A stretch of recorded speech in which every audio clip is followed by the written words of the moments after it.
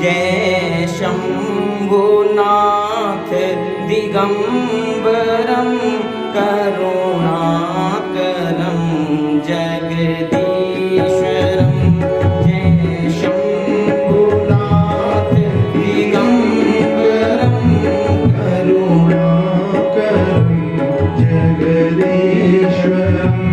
जय शंभुनाथ दिगंबरम करुणाकरम जगदीश्वरम।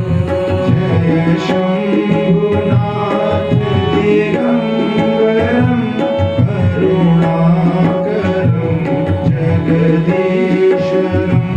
भवतारणं भयहारणं भवतारणं भयहारणं करुणाकरं जगदीश्वरं।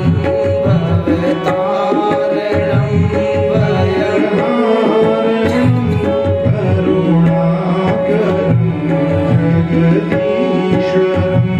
जय शंभुनाथ दिगंबरं करुणाकरं जगदीश्वरं। जय शंभुनाथ दिगंबरं करुणाकरं जगदीश्वरं।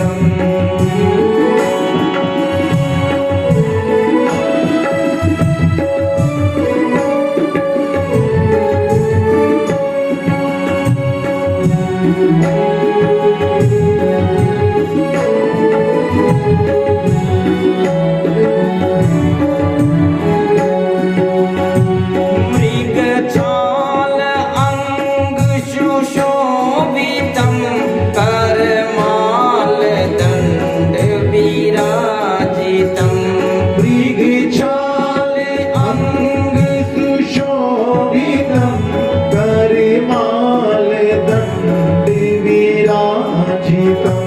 मृगछाल अंग सुशोभितं करमाल दंड विराजितं। मृगछाल अंग सुशोभितं करमाल दंड विराजितं। यमकाल पाश विमोचनं यमकाल पाश विमोचनं करुणाकरं जगदीश्वरं। जय शंभुनाथ दिगंबरं करुणाकरं जगदीश्वरं।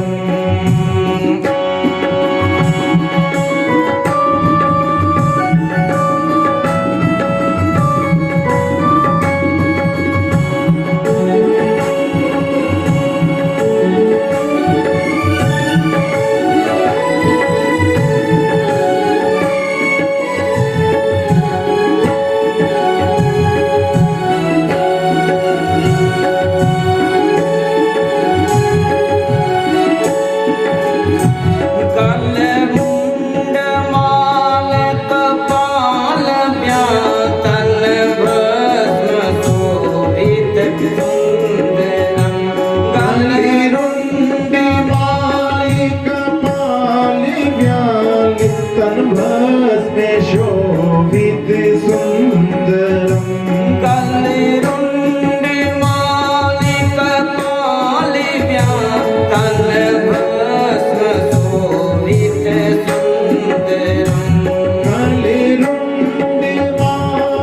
कपाल व्यातन भस्म शोभित सुंदरं। तव शक्ति अंग सुशोभितं तव शक्ति अंग सुशोभितं करुणाकरं जगदीश्वरं। जय शंभुनाथ दिगंबरं करुणाकरं जगदीश्वरं।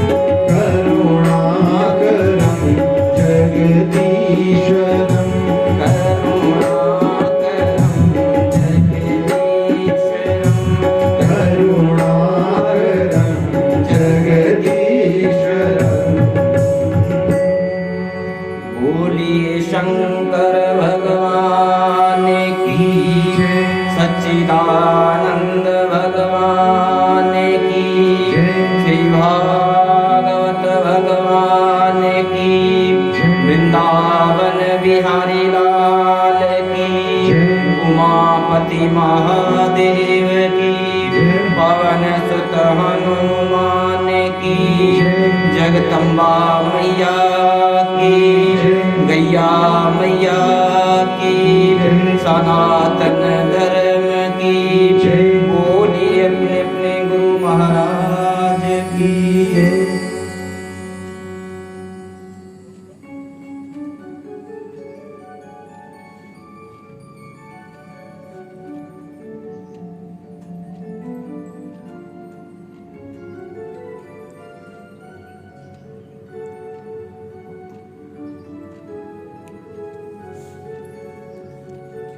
मंगलमयी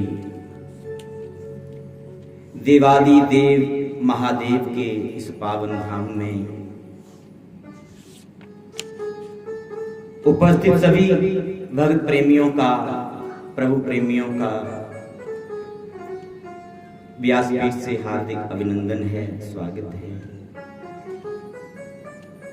उपस्थित पूज्य चरणों में सादर प्रणाम करते हुए सर्वप्रथम देवादिदेव महादेव के श्री चरणों में कोटि कोटि वंदन करते हुए उनसे आप सभी के लिए मंगल कामना करता हुआ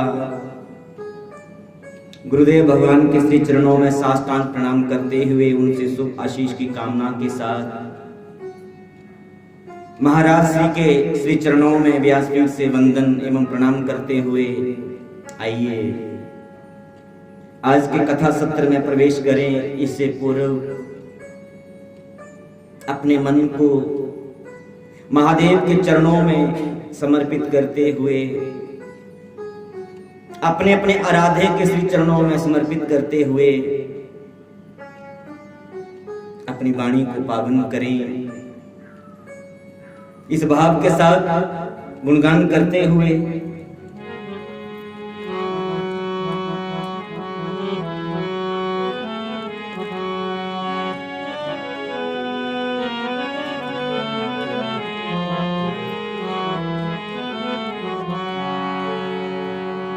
मेरे भोले बाबा आओ, मेरे भोले बाबा आओ, मेरे मकान में तेरा डमरू डम डम बाजे रे सारे जहान में।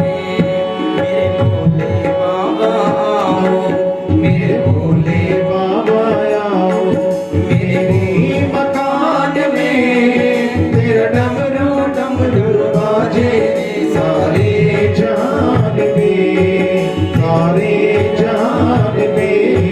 मेरे भोले बाबा आओ, मेरे भोले बाबा आओ, मेरे मकान में तेरा डमरू डम डम बाजे रे सारे जहान में, तेरा डमरू डम डम बाजे रे सारे जहान में।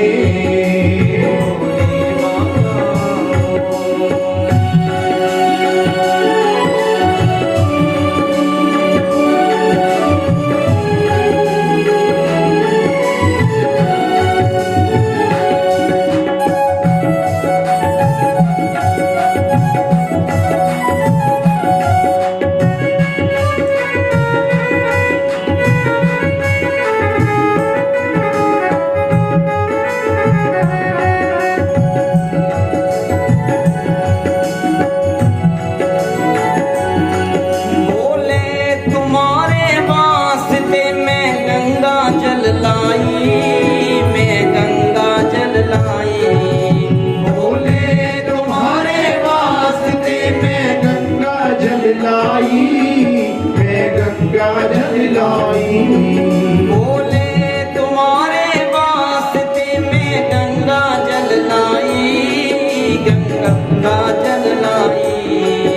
बोले तुम्हारे वास्ते में गंगा जल लाई, मैं गंगा जल लाई। तुम प्रेम से नहा लो, तुम प्रेम से नहा लो, मेरे मकान में तेरा डमरू डम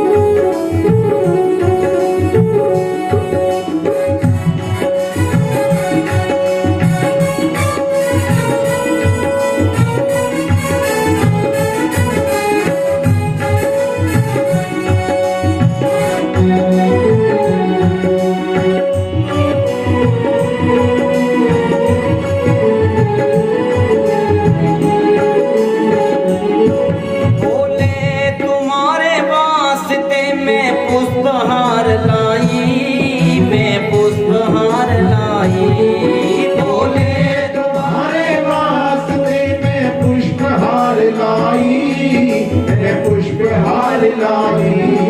बोले तुम्हारे वास्ते मैं पुष्पहार लाई, मैं पुष्पहार लाई।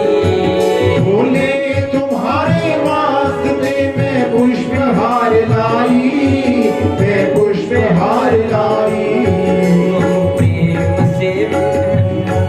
तुम प्रेम से माला पहनो मेरे मकान में, तेरा डमरू डम डम बाजे रे सारे जहान में, तेरा डमरू डम डम बाजे रे सारे जहान में। मेरे भोले बाबा आओ, मेरे भोले बाबा आओ, मेरे मकान में तेरा डमरू डम डम बाजे रे सारे जहान में, तेरा डमरू डम डम बाजे रे सारे जहान में।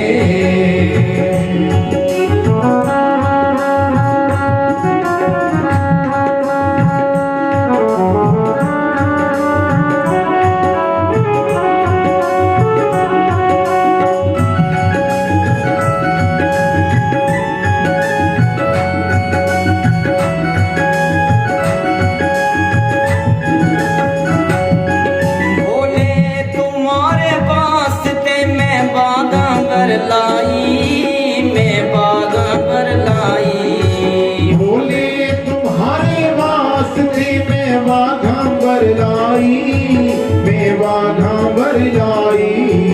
बोले तुम्हारे वास्ते मैं बागा पर लाई, मैं बागा पर लाई। भोले तुम्हारे वास्ते मैं वाघांबर लाई, मैं वाघांबर लाई।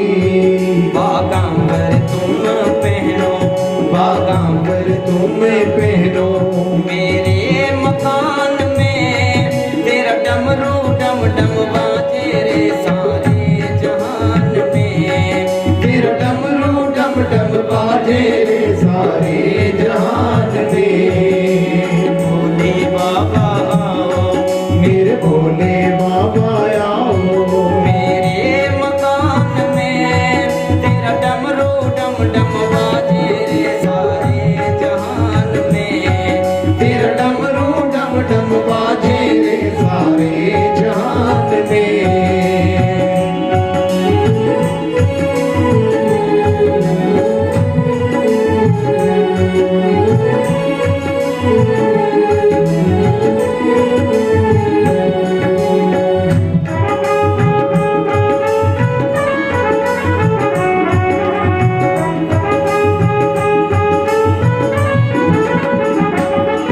भोले तुम्हारे वास्ते मैं भोग बना लाई, मैं भोग बना लाई। भोले तुम्हारे वास्ते मैं भोग बना लाई, मैं भोग बना लाई। भोले तुम्हारे वास्ते मैं भोग बना लाई, मैं भोग बना लाई। भोले तुम्हारे वास्ते मैं भोग बना लाई, मैं भोग बना लाई। तुम प्रेम से भोग लगा लो, तुम प्रेम से भोग लगा लो, तुम प्रेम से भोग लगा लो, तुम प्रेम से भोग लगा लो।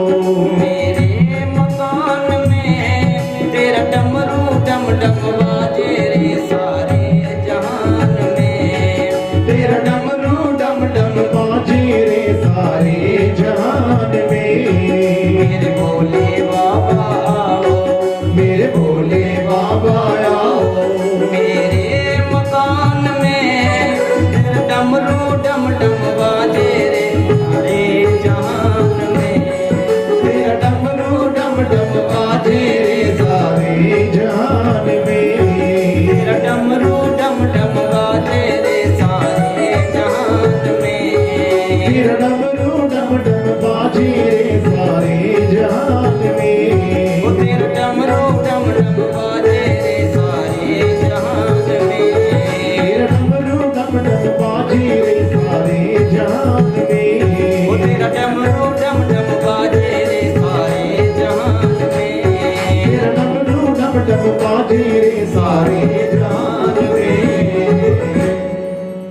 बोलिए शंकर भगवान की, जय। सच्चिदानंद भगवान की, श्री भागवत भगवान की जय।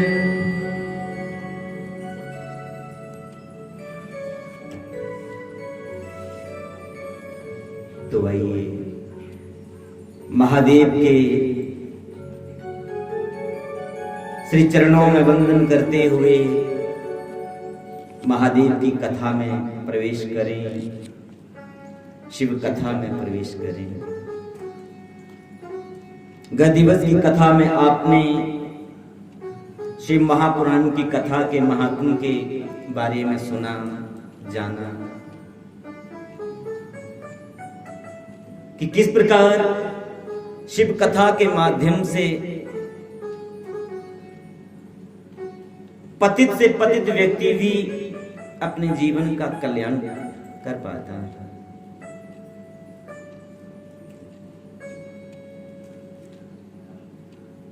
देवराज और चंचला के चरित्र को सुना, कैसे महादेव ने उनके ऊपर कृपा की, उन्हें शिव लोक प्राप्त हुआ।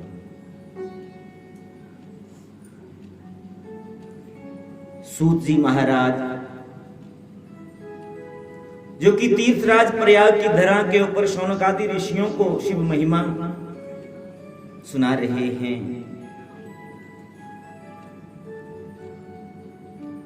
ऋषियों से कहते हैं कि ऋषियों, जो भी व्यक्ति महादेव का श्रद्धा के साथ, विश्वास के साथ, निष्ठा के साथ भक्ति करता है, पूजन करता है, वो मुक्ति को प्राप्त होता है। महादेव उस भक्त को मुक्ति प्रदान करते हैं। किसको कौन सी मुक्ति प्राप्त होगी वो उसकी पात्रता के ऊपर निर्भर करता है। कौन किस मुक्ति की योग्यता रखता है वो उसकी पात्रता के ऊपर निर्भर होता है। शास्त्रों में जो 5 प्रकार की मुक्ति बताई, जिसके बारे में आपने सुना, जाना, सालोक्य, सामीप्य, सारूप्य, साष्टी और सायुज्य, इन 5 में से कोई एक मुक्ति भक्त को प्राप्त होती है। और इन 5 प्रकार की मुक्तियों में सर्वश्रेष्ठ मुक्ति जो है वो सायुज्य मुक्ति कहलाती है, जिस मुक्ति के द्वारा जीव जन्म और मृत्यु के बंधन से मुक्त हो जाता है। जीवात्मा जो है वो 84 लाख योनियों के भ्रमण से छूट जाती है। कौन? जो सायुज्य मुक्ति को प्राप्त कर लेता है, जो कि सर्वश्रेष्ठ मुक्ति मानी गई है, बताई गई है। और वास्तव में सही मोक्ष जो है वो यही माना जाता है। शेष 4 में सालोक्य, समीप्य, सारूप्य और साष्टी में क्या होगा? जब तक उसके पुण्य का खाता चल रहा है तब तक उसे वो सुविधा प्राप्त होगी। उसके उपरांत जब पुण्य का खाता क्षीण होते होते शून्य हो जाएगा तो फिर उसे धरती पर किसी न किसी योनि में जन्म लेने के लिए भेजा जाएगा, आना पड़ेगा।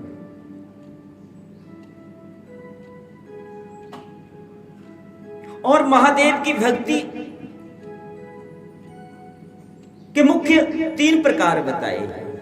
वैसे तो भक्ति के 9 प्रकार हैं, 9 अंग हैं भक्ति के। कौन कौन से? श्रवणम कीर्तनम विष्णु, स्मरणम पाद सेवनम। श्रवणम कीर्तनम विष्णु, स्मरणम पाद सेवनम। अर्चनम वंदनम दास्यम, आत्मनिवेदनम् साख्यम आत्मनिवेदनम्। शास्त्रों में भक्ति के ये 9 प्रकार बताए हैं जो नवदा भक्ति के नाम से जाने जाते हैं। और इन 9 प्रकारों में 3 भक्ति जो है वो मुख्य बताई। कौन कौन सी? श्रवण, कीर्तन और मनन। श्रवण, कीर्तन और मनन, ये 3 मुख्य हैं। हमने पिछले कल भी आपने पिछले कल की कथा में भी ये सुना कि सुनकर किसी भी पुराण की कथा को सुनेंगे हम, फल तभी प्राप्त होगा जब उसका मनन किया जाएगा, उसका चिंतन किया जाएगा।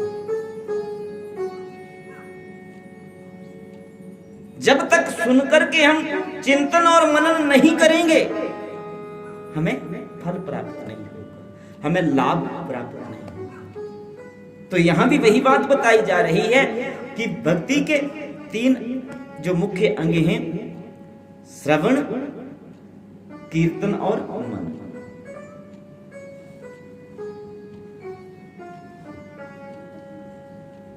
और महादेव कैसे कृपा करते हैं भगत के ऊपर?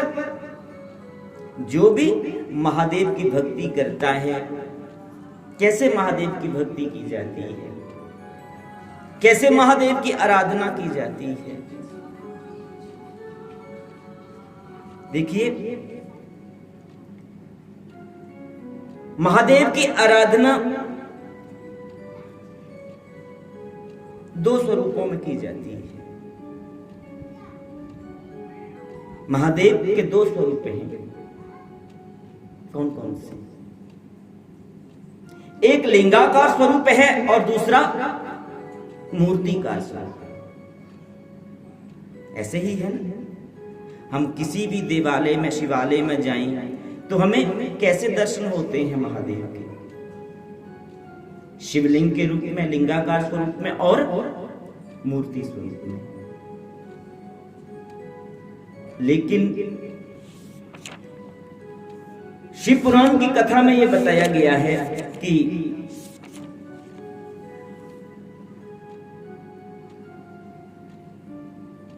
मूर्तिकार पूजन से उतना लाभ प्राप्त नहीं होता जितना शिवलिंग के पूजन से प्राप्त होता है। अगर आप महादेव का पूजन लिंगाकार स्वरूप में, शिवलिंग के रूप में कर रहे हैं, तभी आपको फल मिलेगा। जैसे हम पंचोपचार, षोडशोपचार विधि के द्वारा पूजन करते हैं, अगर ऐसे हम शिवलिंग का ही पूजन करेंगे, लिंगाकार स्वरूप का ही पूजन करेंगे, तभी हमें महादेव की पूजा का लाभ प्राप्त होगा। ऐसा शिव पुराण में बताया। अगर मूर्तिकार महादेव की मूर्ति का हम पंचोपचार विधि के द्वारा या षोडशोपचार विधि के द्वारा, लघु या विस्तार के द्वारा, जैसे भी आपको समय है उसके अनुसार आप पूजन करते हैं, तो आपको उतना फल नहीं मिलेगा, अधूरा बताया गया। क्यों महादेव का पूजन लिंगाकार स्वरूप में किया जाता है, शिवलिंग के रूप में किया जाता है? क्योंकि महादेव इस स्वरूप में स्वयं प्रकट हुए हैं, खुद प्रकट हुए हैं धरती पर। कब, कैसे? तो सूत जी ने ऋषियों को बताया, ऋषियों, एक बार क्या हुआ कि ब्रह्मा जी और विष्णु जी के बीच में श्रेष्ठता के लिए आपस में झगड़ा हुआ। ब्रह्मा जी कहें कि मैं श्रेष्ठ हूं और विष्णु जी कहें मैं श्रेष्ठ हूं। जब वो दोनों श्रेष्ठ के चक्कर में, श्रेष्ठ बनने के चक्कर में आपस में झगड़ने लगे, तो उनके झगड़े को मिटाने के लिए देवादिदेव महादेव उनके बीच में एक स्तंभ के रूप में प्रकट हुए, एक लिंग के रूप में, लिंगाकार स्तंभ के रूप में प्रकट हो गए। जब दोनों ने अपने मध्य उस लिंगाकार स्तंभ को पाया तो ब्रह्मा जी कहने लगे, कैसा स्वरूप था उस स्तंभ का जिसके आधार का और अंत का कोई पता नहीं, कहां से ये शुरू हुआ है और कहां से ये, कहां इसका अंत है। तो ब्रह्मा और विष्णु जी ने, ब्रह्मा जी ने विष्णु जी से कहा कि हम इसके आधार और इसके अंत का पता लगाते हैं। विष्णु जी से कहा कि आप किसके आधार की तरफ जाइए ढूंढने के लिए, पता लगाने के लिए कहां से शुरू हुआ है, और मैं इसका अंत ढूंढने के लिए जाता हूं आकाश की तरफ। जो इसका पता लगा करके पहले आएगा वही श्रेष्ठ माना जाए।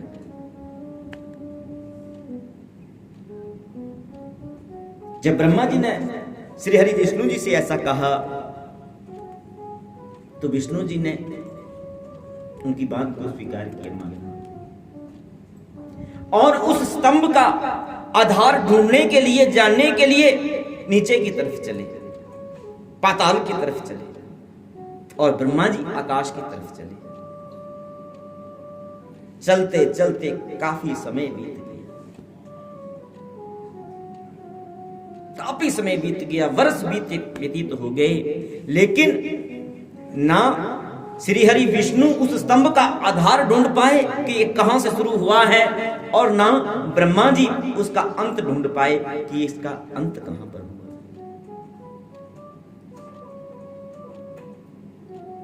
तो ढूंढते ढूंढते ब्रह्मा जी को एक केतकी का फूल मिला।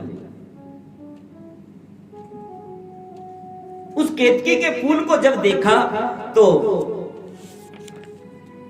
उस फूल को तोड़ लिया और श्रेष्ठ बनने के चक्कर में उस फूल का सहारा लिया,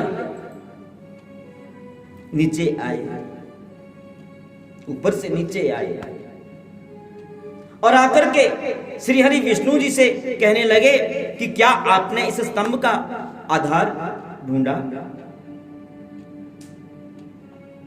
श्री हरि विष्णु जी ने कहा, नहीं, मैं इस स्तंभ का आधार नहीं ढूंढ पाया कि कहां से शुरू हुआ, कहां से प्रारंभ हुआ। कहा, मैंने इसका अंत ढूंढ लिया, इसके अंत के ऊपर ये मुझे फूल मिला।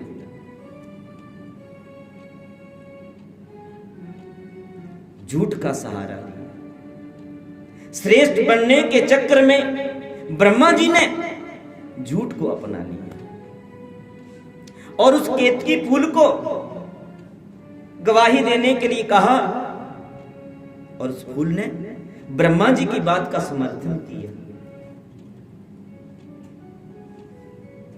जब केतकी फूल ने ब्रह्मा जी की बात का समर्थन किया तो श्री हरि विष्णु ने ब्रह्मा जी को श्रेष्ठ मान करके उनको प्रणाम करने के लिए जैसे ही प्रणाम करने लगे, लेकिन महादेव से ये सहन नहीं हुआ। देवादिदेव महादेव से ये सहन नहीं हुआ कि ब्रह्मा जी ने झूठ का सहारा लिया, असत्य को अपनाया बड़ा बनने के लिए, श्रेष्ठ बनने के लिए। तो महादेव प्रकट हो गए, महादेव प्रकट हो गए।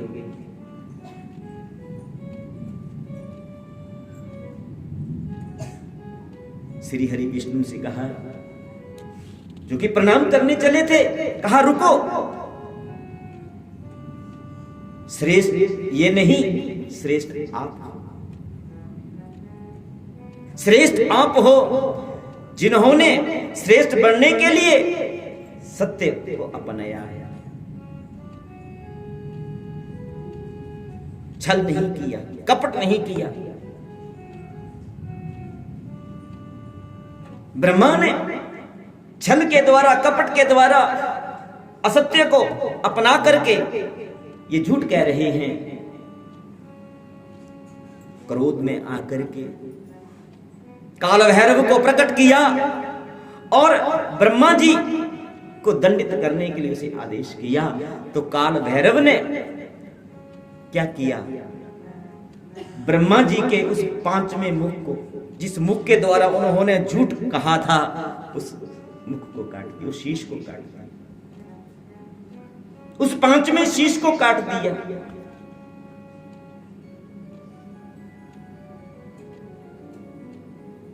कहा मुझे वही प्रिय है जो सत्य को अपनाता है, जो सत्य कहता है। और बंधुओं, भगवान को हमेशा सच कहने वाले, सच बोलने वाले, सत्य कहने वाले ही पसंद हैं, प्रिय हैं।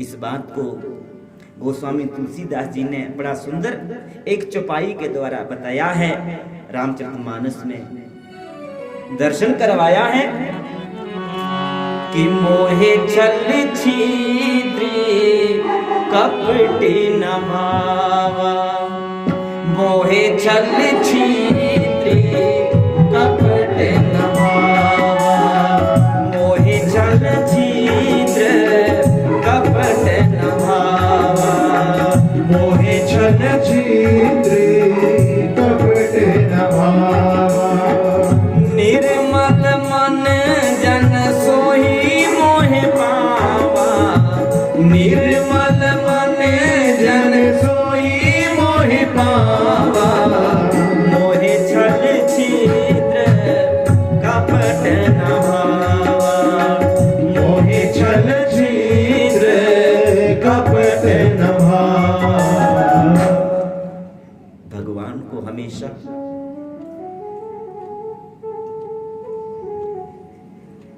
निर्मल व्यक्ति ही, जिसके मन में छल कपट नहीं है, द्वेष भाव नहीं है, ईर्ष्या नहीं है, वही प्रिय, वही प्यारे और वही भक्त भगवान को प्राप्त करते हैं, भगवान का साक्षात्कार करते हैं।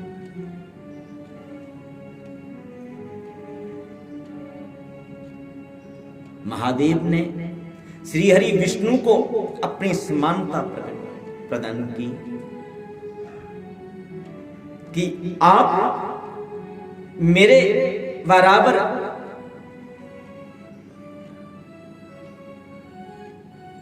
मेरे समान का दर्जा प्राप्त करें। संसार में आपको मेरी समानता प्राप्त होगी। और ब्रह्मा जी को महादेव ने क्रोध में आकर के किसी भी उत्सव में, किसी भी पूजा में अधिकारी नहीं, उनका बहिष्कार, उनका तिरस्कार, उत्सव विहीन कर दिया ब्रह्मा जी को महादेव। ब्रह्मा जी अपनी भूल मालूम चली और श्री हरि विष्णु ने भी महादेव से प्रार्थना की कि प्रभु आप ब्रह्मा जी के इस अपराध को क्षमा कर दीजिए, इनके अपराध को क्षमा कर दीजिए। माना कि इन्होंने श्रेष्ठ बनने के चक्कर में असत्य कहा, लेकिन प्रभु भूल हो जाती है, आप इनकी भूल को क्षमा कर दीजिए।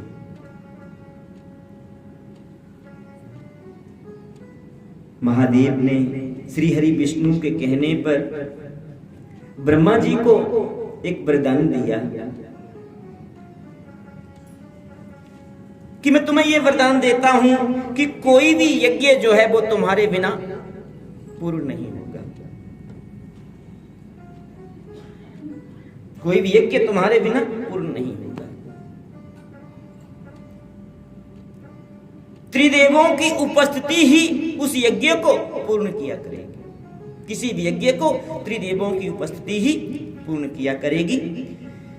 भले ही मैं श्री विष्णु जी उस यज्ञ में मौजूद हों, लेकिन अगर उस यज्ञ में आप अनुपस्थित होंगे तो वो यज्ञ पूर्ण नहीं माना जाएगा। आपकी उपस्थिति ही यज्ञ को पूर्ण करेगी। ये वरदान दिया महादेव ने। और उस फूल को, केतकी के फूल को महादेव ने श्राप दिया कि तुमने ब्रह्मा जी के इस झूठ में सहायक बने हो, इसलिए तुम्हें मैं अपनी पूजा से दूर करता हूं। आप मेरी पूजा के लिए प्रयोग नहीं किए जाओगे। मेरी पूजा का बहिष्कार, मेरी पूजा में आपके द्वारा मेरी पूजा नहीं होगी, मेरी पूजा के योग्य आप नहीं होंगे। ये केतकी फूल को श्राप दिया। श्री हरि विष्णु और ब्रह्मा जी ने महादेव की स्तुति की।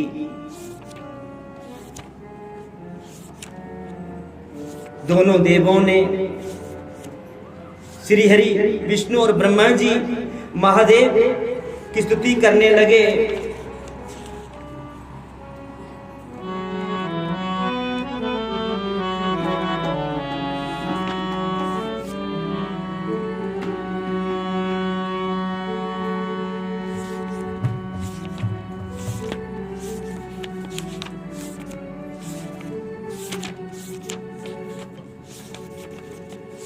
नमो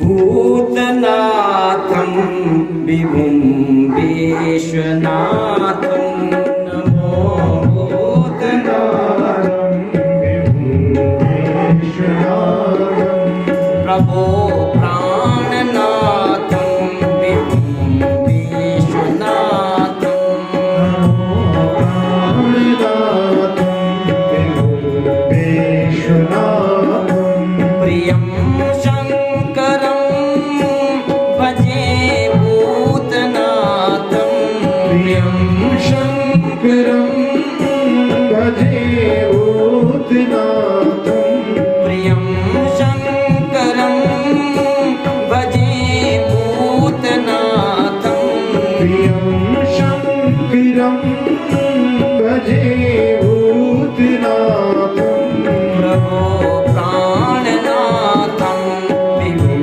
विश्वनाथं, नमो प्राणनाथं विभुं विश्वनाथं, कलातीत कल्याण कल्पांत तारी, कलातीत कल्याण कल्पांत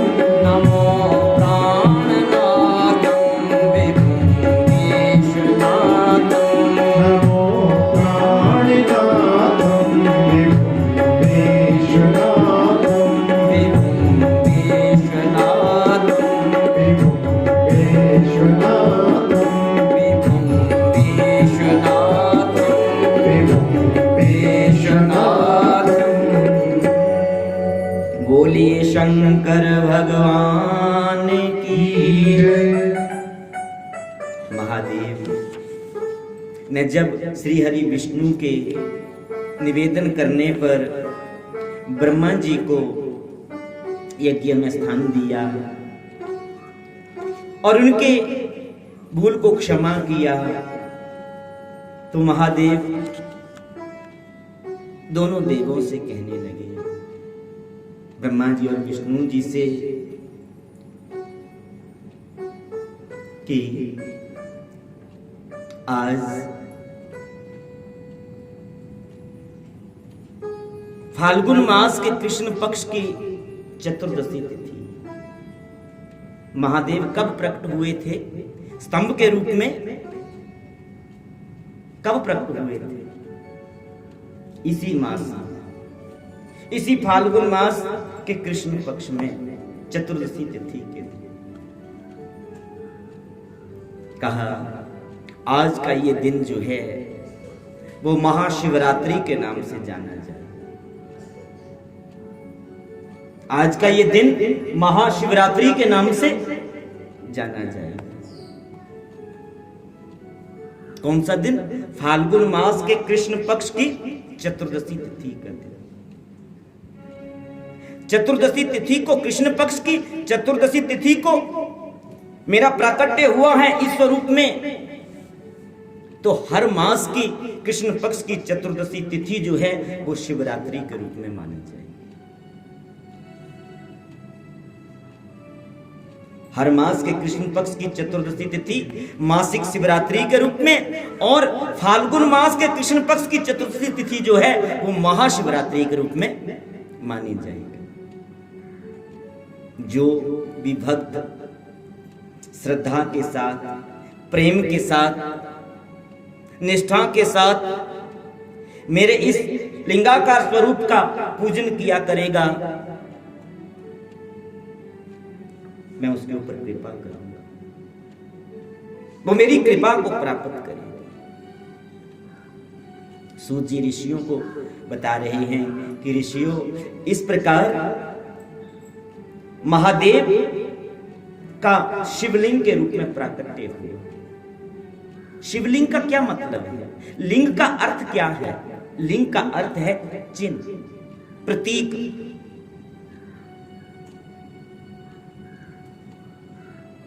कि जो भी मेरे इस लिंग स्वरूप का, लिंगाकार स्वरूप का पूजन किया करेगा शिवलिंग के रूप में, वो मेरी कृपा को प्राप्त करेगा। और इस प्रकार पूजन कैसे करेगा?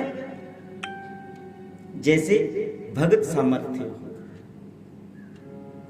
अगर वो शास्त्रों का ज्ञाता है, शास्त्रों को जानता है, पढ़ा लिखा है, तो शास्त्र विधि के द्वारा, वैदिक विधि के द्वारा करेगा। अगर वैदिक विधि के द्वारा, शास्त्रोक्त विधि के द्वारा ना कर पाए तो सिंपल से, साधारण तरीके से नमः शिवाय का जाप करते हुए,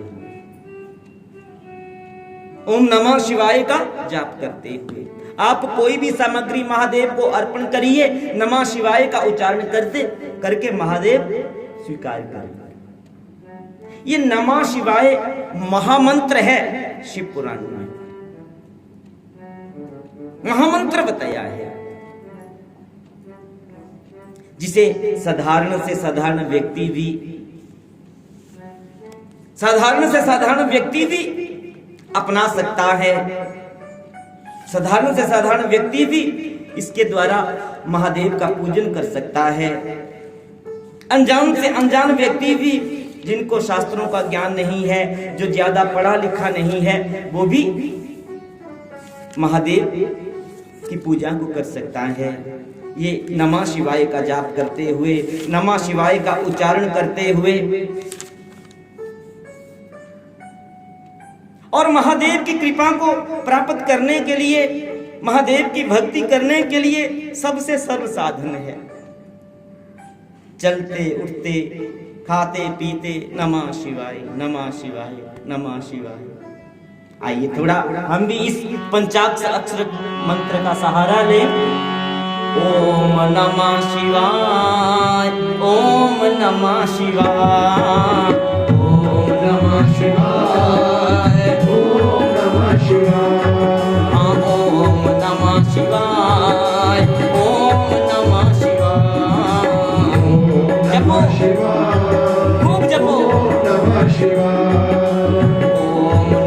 शिवाय, ओम नमः शिवाय। ओम नमः शिवाय, ओम नमः शिवाय। शिव मंत्रों में मंत्र यही, शिव मंत्रों में मंत्र ही, शिव मंत्रों में मंत्र यही, शिव मंत्रों में मंत्र ही, मंत्र राज कहलाए। ओम नमः शिवाय, ओम नमः शिवाय, ओम नमः शिवाय, ओम नमः शिवाय।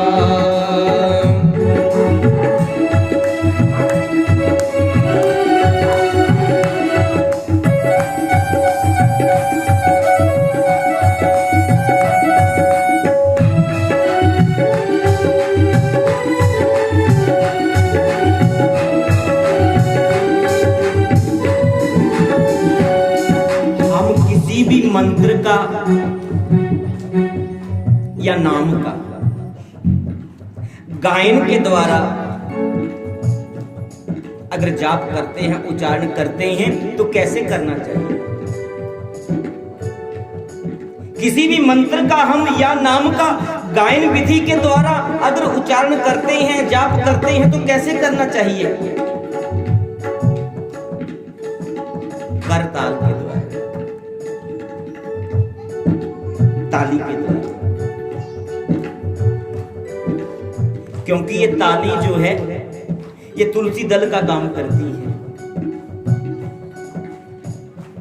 तुलसी दल की क्या महिमा है? इस ताली की भी महिमा तुलसी दल की समान है। जिस प्रकार भगवान भगत के भोग को बिना तुलसी दल के स्वीकार नहीं करते, भगवान भगत के कीर्तन को चाहे वो नाम रूप में कर रहा हो या मंत्र रूप में कर रहा हो, स्वीकार नहीं करते अगर वो बिना ताली के कर रहा है। ध्यान रखिए, कोई भी हम नाम या कीर्तन भजन गाएं, मंत्र का वो गायन विधि के द्वारा उच्चारण करें, कर ताल के द्वारा, ताली के द्वारा।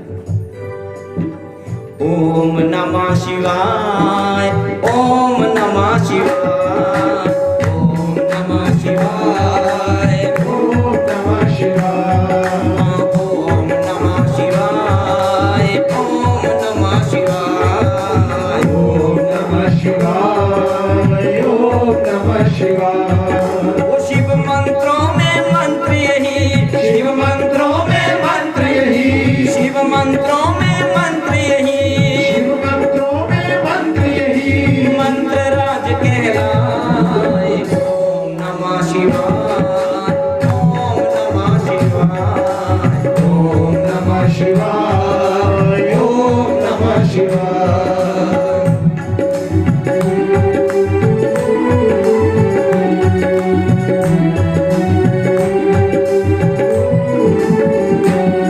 ये 5 अक्षरों वाला मंत्र अनूठा है। ये 5 अक्षरों वाला मंत्र अनूठा है। ये 5 अक्षरों वाला मंत्र अनूठा है। ये 5 अक्षरों वाला मंत्र अनूठा है। इसके बिना न भाती शिव को पूजा है। इसके बिना न भाती शिव को पूजा है। इसके बिना न भाती शिव को पूजा है। इसके बिना न भाती शिव को पूजा है प्रमाण शिव पुराण का, है प्रमाण शिव पुराण का, है प्रमाण शिव पुराण का, है प्रमाण शिव पुराण का। तुमको दिया बता। ओम नमः शिवाय, ओम नमः शिवाय, ओम नमः शिवाय, ओम नमः शिवाय, ओम नमः शिवाय, ओम नमः शिवाय। ओम नमः शिवाय, ओम नमः शिवाय। हरि बोल।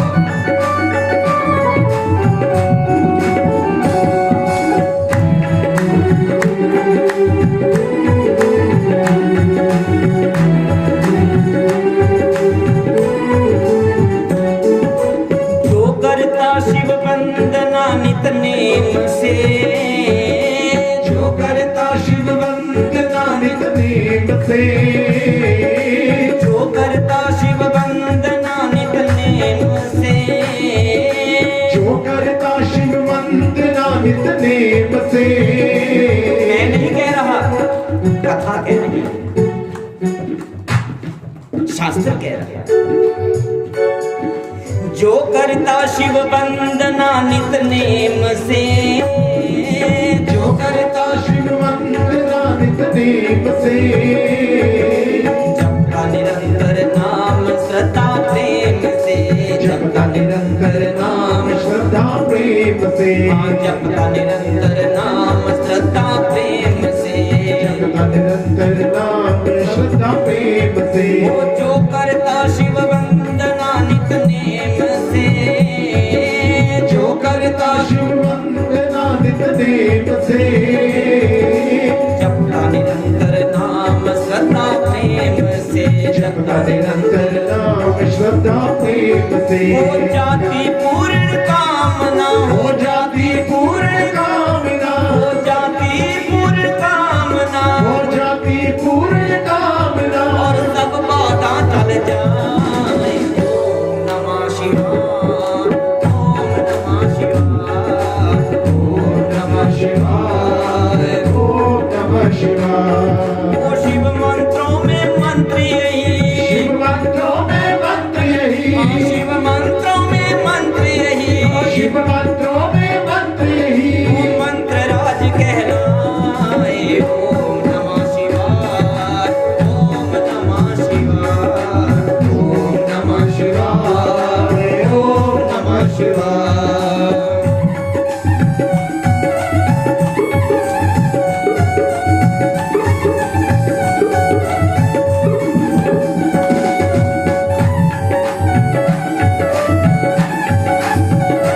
जय भोले।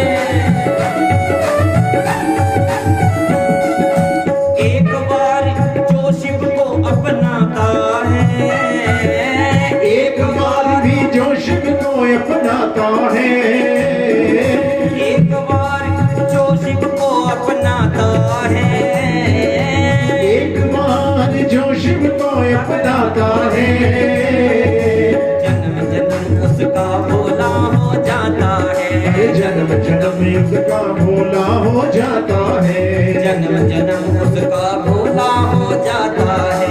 जन्म जन्म उसका भोला हो जाता है। भक्त मनाए मौज फिर, भक्त मनाए मौज फिर, ओ मधुप मनाए मौज फिर, भक्त बनाए मौज फिर, जो उसका हो जाए।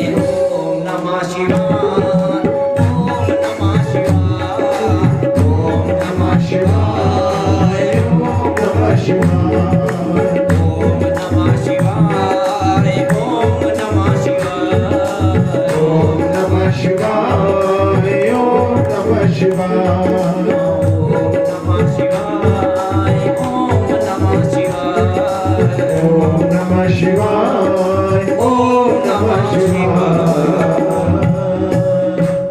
बोलिए शंकर भगवान की। जय। तो सूत जी ने ऋषियों को बताया कि इस प्रकार महादेव का पूजन शिव पुराण में बताया कि कैसे महादेव का पूजन करना चाहिए, किस स्वरूप में करना चाहिए। और इसीलिए आपने देखा होगा कि जहां भी शिवालय होगा वहां पर भगवान शंकर की मूर्ति हो या ना हो ये जरूरी नहीं, लेकिन शिवलिंग जरूर स्थापित हो। क्यों? क्योंकि शिवलिंग के बिना महादेव का पूजन अधूरा है। महादेव का पूजन इसी स्वरूप में श्रेष्ठ बताया है। और इस स्वरूप में बताया गया है शिव पुराण में कि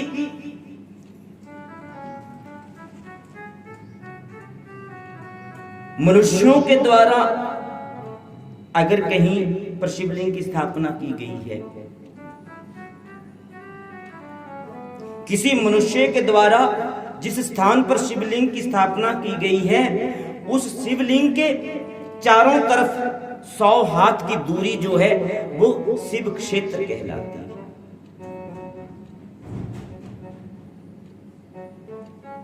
जिस स्थान पर शिवलिंग की स्थापना की गई हो किसी मनुष्य के द्वारा, उस शिवलिंग के चारों तरफ 100 हाथ की दूरी जो है वो शिव क्षेत्र कहलाती है। किसी संत महात्मा के द्वारा, किसी महापुरुष के द्वारा शिवलिंग स्थापित किया गया है, तो उस शिवलिंग के 1000 चारों तरफ 1000 हाथ की दूरी जो है वो शिव क्षेत्र कहलाती है। अगर किसी संत महात्मा के हाथों के द्वारा शिवलिंग स्थापित हुआ हो तो उस शिवलिंग के चारों तरफ 1000 हाथ की दूरी जो है वो शिव क्षेत्र कहलाती है। और जहां पर महादेव स्वयं प्रकट हुए हैं शिवलिंग के रूप में, आपने देखा होगा कई ऐसे स्वयंभू शिवलिंग आपको दर्शन करने को मिलेंगे इस धरती पर। जहां महादेव स्वयं प्रकट हुए हैं उस स्वरूप में, शिवलिंग के स्वरूप में, तो उस शिवलिंग के क्षेत्र में जो कोई जल स्रोत आता है, जैसे कुआं है, बावड़ी है, जहां से पानी हमें प्राप्त होता हो, तो वो कुआं या बावड़ी कोई भी जल स्रोत जो है वो शिव गंगा के समान पूज्य होगा, शिव गंगा के समान पूजित होगा, माना जाएगा। जितनी पावन गंगा है उतनी ही पवित्र वो पानी गंगा के समान पवित्र पूज्य आपको प्राप्त होगा। और ऐसे स्थान में उस जल से स्नान करने से आपको गंगा स्नान का पुण्य प्राप्त होगा। जो पुण्य हमें गंगा जी में स्नान करने से प्राप्त होता है, अगर उतना ही पुण्य आपको उस जल स्रोत के पानी से स्नान करने से प्राप्त हो जाएगा।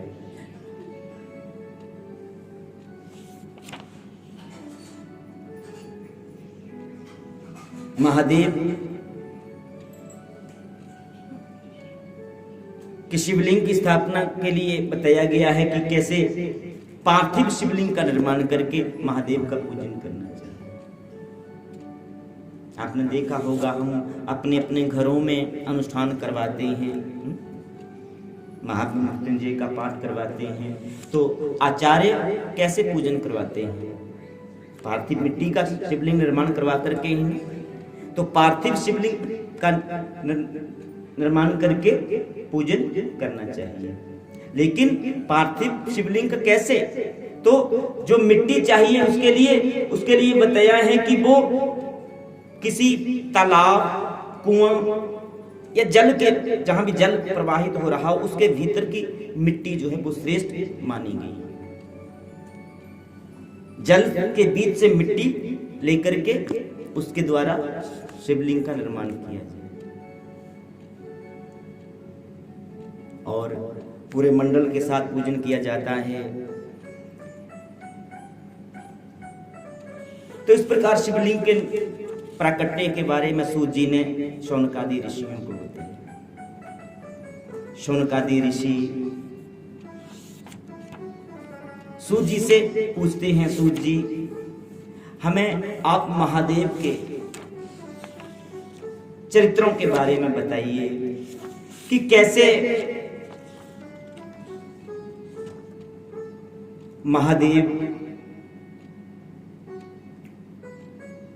किस स्वरूप में प्रकट हुए, ये तो आपने हमें बताया, समझाया, लेकिन इससे आगे भी हमें बताइए कि कैसे उमा की उत्पत्ति हुई, उमा के साथ विवाह हुआ।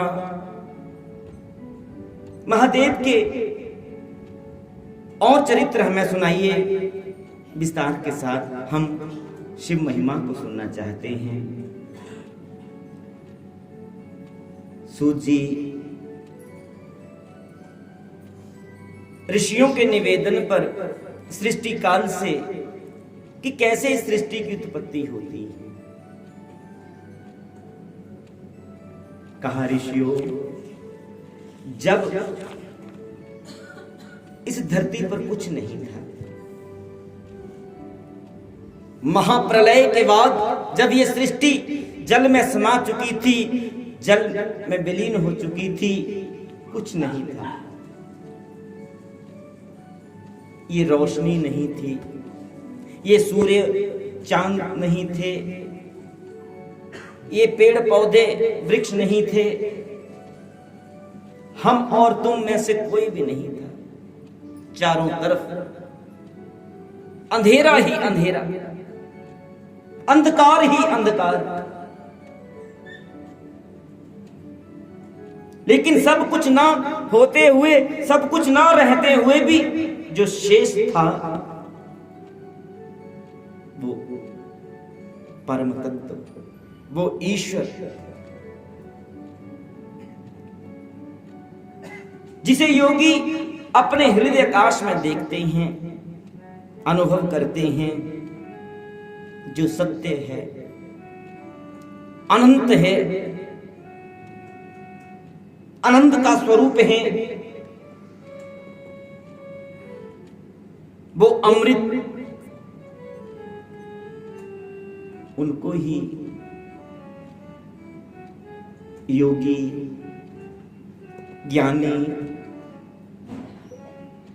सदाशिव कहते हैं,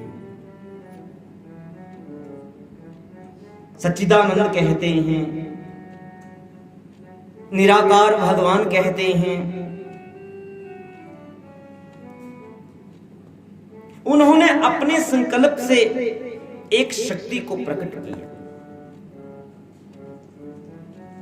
उन्होंने अपने संकल्प से एक शक्ति को प्रकट किया, वो शक्ति ही प्रकृति कहलाई,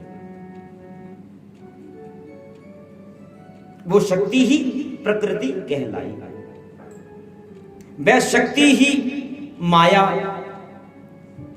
संपूर्ण लोकों की अधिष्ठात्री, त्रिदेवों की जननी कहलाई। उस शक्ति के साथ सदाशिव ने शिवलोक की स्थापना की।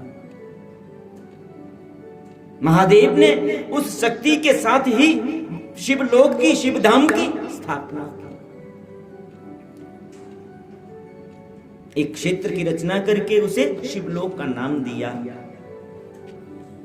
और वहां पर उस लोक में, उस धाम में उस शक्ति के साथ वास करने लगे। वास करते करते उनके मन में सृष्टि रचना का, सृष्टि के विस्तार का विचार आया। तो उन्होंने एक दिव्य पुरुष को प्रकट किया,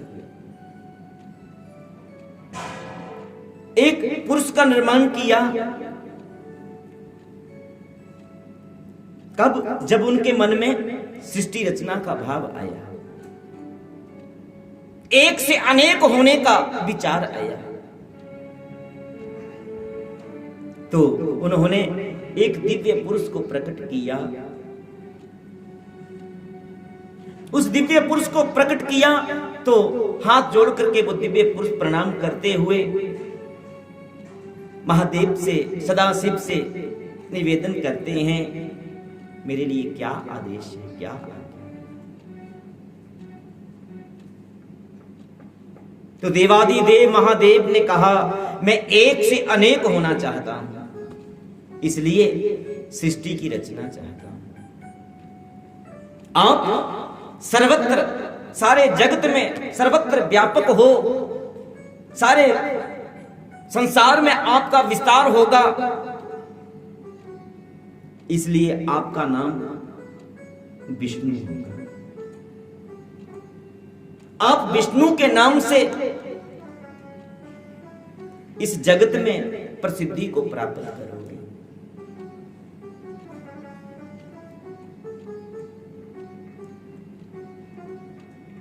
आप तप कीजिए, आप तपस्या कीजिए। तो महादेव के आदेश से वो दिव्य पुरुष विष्णु तप करने लगे, तपस्या में लीन हुए। उन्होंने तपस्या प्रारंभ की। तपस्या करते करते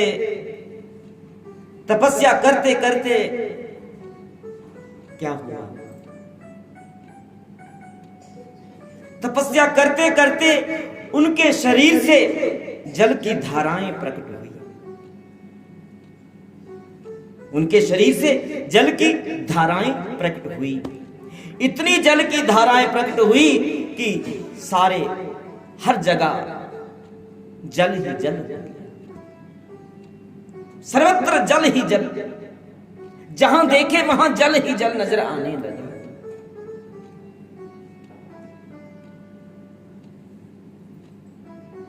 उस दिव्य पुरुष के शरीर से जल की धाराएं प्रकट हुई, चारों तरफ जल ही जल का विस्तार हो गया और वो दिव्य पुरुष उसी जल के बीच में विश्राम करने लगे। विश्राम करने के लिए लेट गए।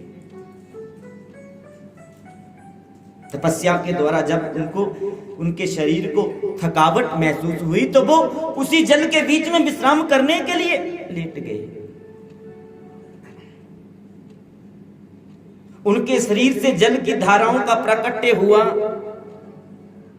और वो जल के बीच में विश्राम करने के लिए लेट गए। वो दिव्य पुरुष ही नारायण कहलाए। वो दिव्य पुरुष ही फिर नारायण कहलाए। उनका एक नाम नारायण पड़ा और नारायण जल में विश्राम करने लगे। बोले सच्चिदानंद भगवान की, शंकर भगवान की। तो नारायण विश्राम करने लगे। आप भी थोड़ा विश्राम कर लीजिए। कथा को थोड़ा जलपान के लिए विश्राम दिया जा रहा है। विश्राम के उपरांत हम पुनः नारायण के पास चलेंगे कि अब आगे क्या हुआ।